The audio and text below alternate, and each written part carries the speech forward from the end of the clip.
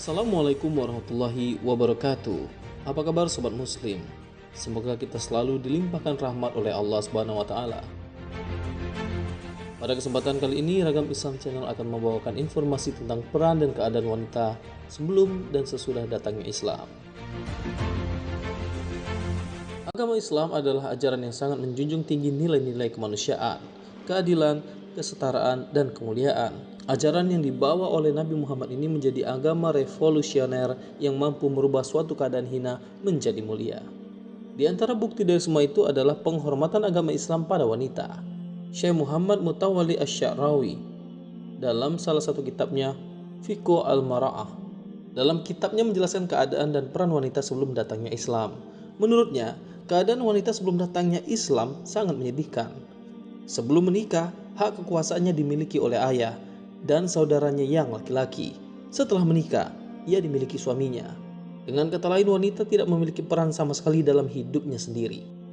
Kerajaan dan bangsa besar yang ada saat itu juga memperlakukan wanita dengan sangat hina.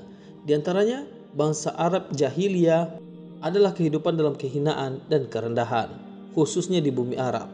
Para wanita dibenci kelahiran dan kehadirannya di dunia, sehingga kelahiran bagi mereka merupakan awal dari kematiannya.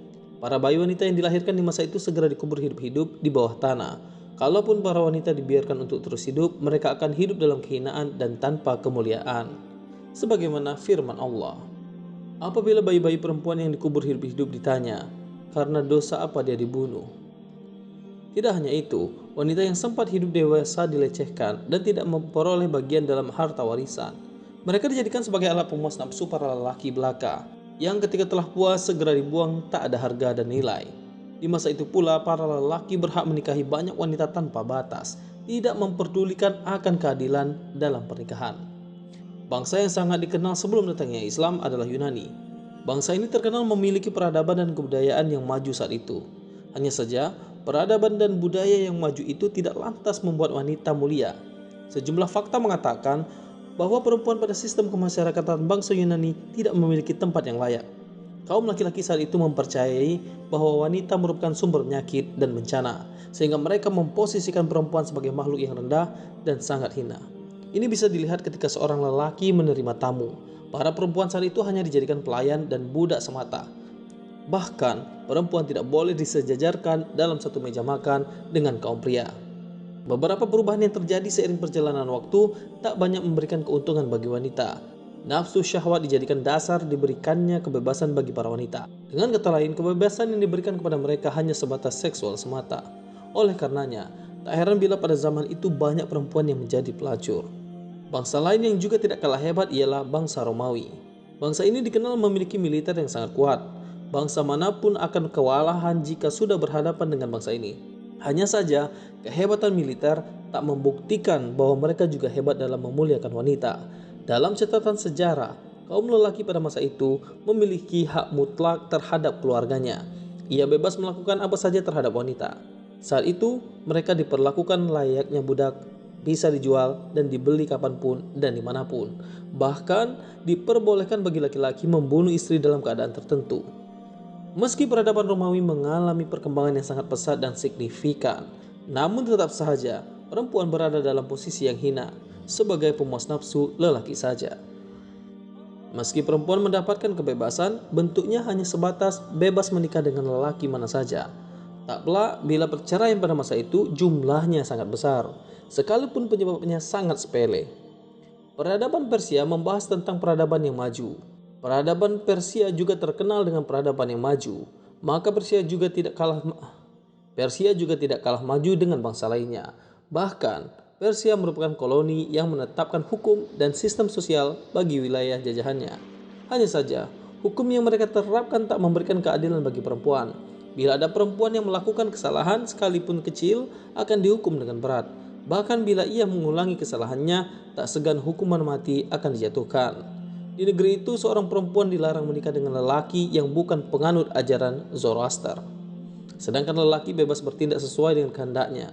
Kehidupan perempuan menjadi terbelenggu. Tidak itu saja, bila dalam keadaan haid, mereka akan diisolasi ke tempat yang jauh dari luar kota dan tak satupun yang boleh bergaul dengannya. Tidak itu saja, bila dalam keadaan haid, mereka akan diisolasi ke tempat yang jauh di luar kota dan tak satupun yang boleh bergaul dengannya, selain pelayan yang meletakkan makanan atau minuman untuknya. Demikian gambaran-gambaran keadaan wanita sebelum datangnya Islam. Mereka tidak merasakan keadilan sedikit pun. Diperlakukan tidak sebagaimana mestinya, tidak diberikan haknya, seolah wanita itu sama halnya dengan hewan yang bisa diperlakukan sesuai kehendak pemiliknya. Wanita setelah datangnya Islam dalam kondisi yang tidak manusiawi seperti itu. Setelah datangnya Islam yang membawa ajaran tentang kemanusiaan, termasuk mengangkat derajat wanita dan memberikan hak kebebasan kepada mereka, terangkatlah derajat seorang wanita. Islam memberikan hak-hak istimewa kepadanya sesuai dengan fungsi dan kedudukannya. Wanita dan pria berasal dari keadaan yang sama dan mereka pun mempunyai balasan yang sama pula di sisi Allah. Syekh Muhammad Mutawalli Asy-Sya'rawi dalam kitabnya mengatakan, sungguh ketika Islam datang ke bumi, ia mengangkat derajat wanita, memberikan kebebasannya, memuliakannya, serta menyamaratakannya dengan laki-laki dalam hak-hak dan kewajiban.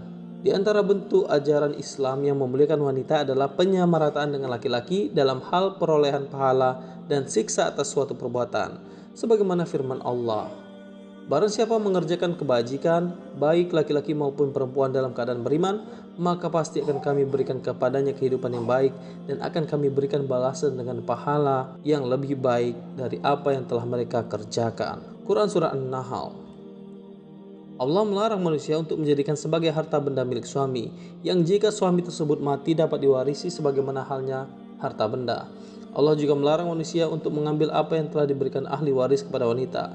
Selain itu, Dia juga memerintahkan manusia untuk bergaul dengan cara yang baik dengannya. Allah Subhanahu wa taala berfirman, "Wahai orang-orang beriman, tidak halal bagi kamu mewarisi perempuan dengan jalan paksa, dan janganlah kamu menyusahkan mereka karena hendak mengambil kembali sebagian dari apa yang telah kamu berikan kepadanya, kecuali apabila mereka melakukan perbuatan keji yang nyata, dan bergaullah dengan mereka menurut cara yang baik." Quran Surah An-Nisa.